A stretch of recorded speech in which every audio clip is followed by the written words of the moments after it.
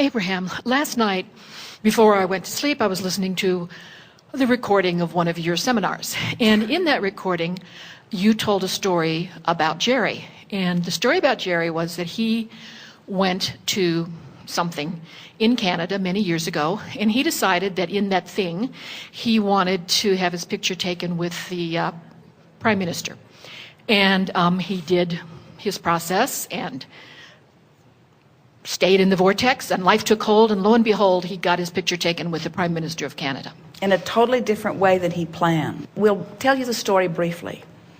So, Jerry was going to he was a master of ceremony for a very large event. And it was in a stadium where thousands of people were gathering. And he knew that the Prime Minister would be there, and he thought, wouldn't it be nice if I had a picture of me with the Prime Minister? It would go very well in my portfolio. So he began telling people, I'm going to have my picture taken with the Prime Minister. And his friends, all of his normal friends, said, that's not possible. You're not going to have your picture taken with the Prime Minister. That's like the President of the United States. There will be security around. You're not going to get near the Prime Minister. And Jerry said, I'm going to have my picture taken with the Prime Minister. So he said it often enough, because even though he was not using those words, the feeling of having his picture taken with the Prime Minister felt wonderful, and the feeling of not having it felt awful. In other words, failure, success.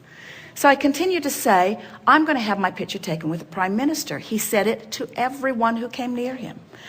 The waitress would say, what would you like? And he would say, I would like 2 eggs, over easy, soft, and I'm going to have my picture taken with the Prime Minister. It didn't matter who it was, he looked for opportunities to express it until he activated within himself a vibration of what he wanted that was literally undeniable.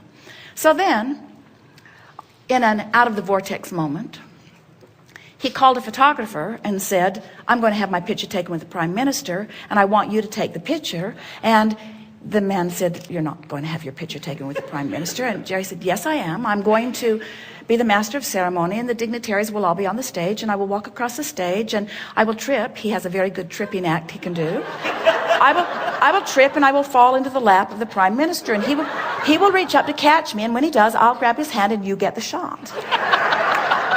And the man said, if you'll pay me in advance. Because he really didn't think that Jerry would survive this experience, being the normal person that he was. But Jerry was undaunted. He was going to have his picture taken with the Prime Minister. And so he showed up at the event, and no one was there, just the Secret Service people checking out the stadium and all. And Jerry was there in this sea of seats. And there was one little lady sitting on the front row.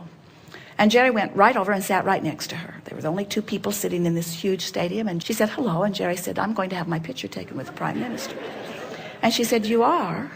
And Jerry said, yes, I'm going to have my picture taken with the Prime Minister. And she said, this is something that you really want, isn't it? And Jerry said, I'm going to have my picture taken with the Prime Minister. He's not normal.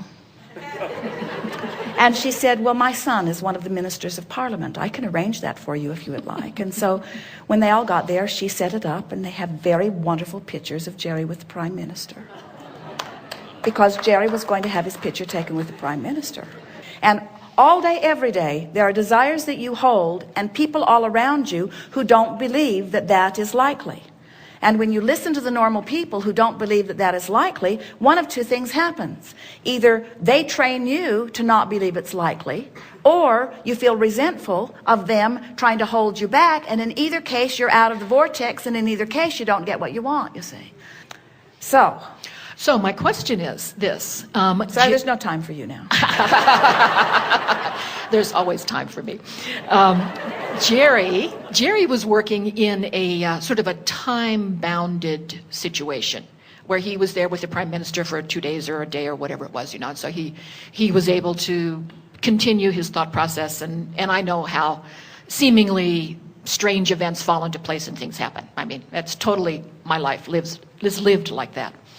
But my question is, what if you're trying to create something, but you're not in a time-bounded situation? It's something that could happen anytime, and you're... Well, the advantage of the time goal caused him to focus with greater clarity. Exactly. Esther says to Jerry on a pretty regular basis, and proudly, I shine in a crisis.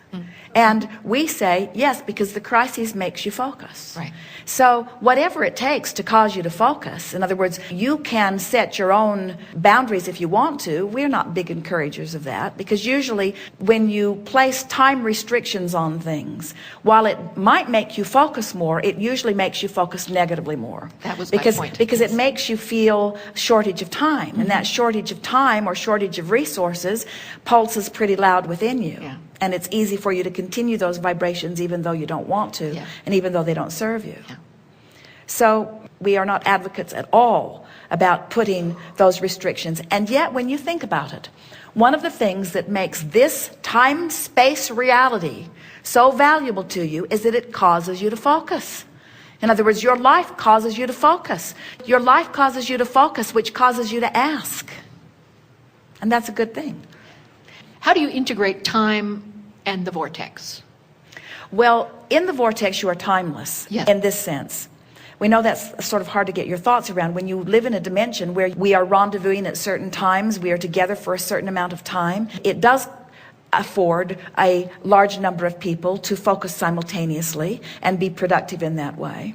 But the most important thing to realize is that in all this conversation that we've been offering here today, with our primary objective being to help you understand the existence of the vortex and awaken within you a desire to be in there, is that when you are in alignment with all of the resources that create worlds, and when you are in alignment with all of the things that you've been asking for, when you are in alignment with all of those things, now the power of the universe is at your disposal.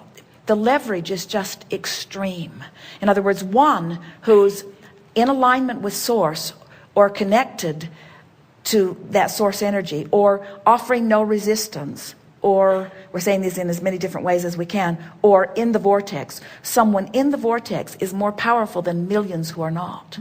So your power, your leverage is in the vortex. And that's why it's so interesting. So many people remain ornery, remain overwhelmed, and justifiably so, in the sense they're not making it up. But as they bang around outside the vortex, working hard, haven't you ever been in a hurry and that's when you spill coffee on you and then you go back to change your clothes and then the button falls off and then you put a different blouse on and you snag it as you go out the door, and you put on your shoe and you realize you've got something on it, so you go back for other shoes, and when you bend over for them it messes your hair up, and then you go in to fix your hair and you get toothpaste on your sleeve, and then you're wiping toothpaste off your sleeve and you realize there was something else on the towel that's now on you, so then you go in to change your jacket now, and the jacket doesn't match that blouse, so then you put a different blouse on, and then you put a different jacket on, and then you go back and now your hair is really a mess, and now you're 15 minutes later than you were before, and on and on and on and on it goes. In other words, and you just want to stop and count to 10 and get in the vortex and regroup. In other words, when something begins to go a little bit wrong, stop and breathe and meditate and appreciate and do anything you can do to get in the vortex. And if you do that consistently, you'll have time. Ideas come to you. Clarity comes to you. In other words, if Esther gets in the vortex, then the book begins to come. But if she's out there saying, I got to do it, and I've got to set the time aside, and oh, the phone won't stop ringing, and I've got to put myself in seclusion, and you're breathing too loud. She'll even say to Jerry, your thoughts are keeping me awake.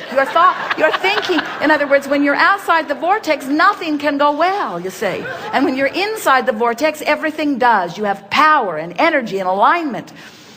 Good time for a segment of refreshment.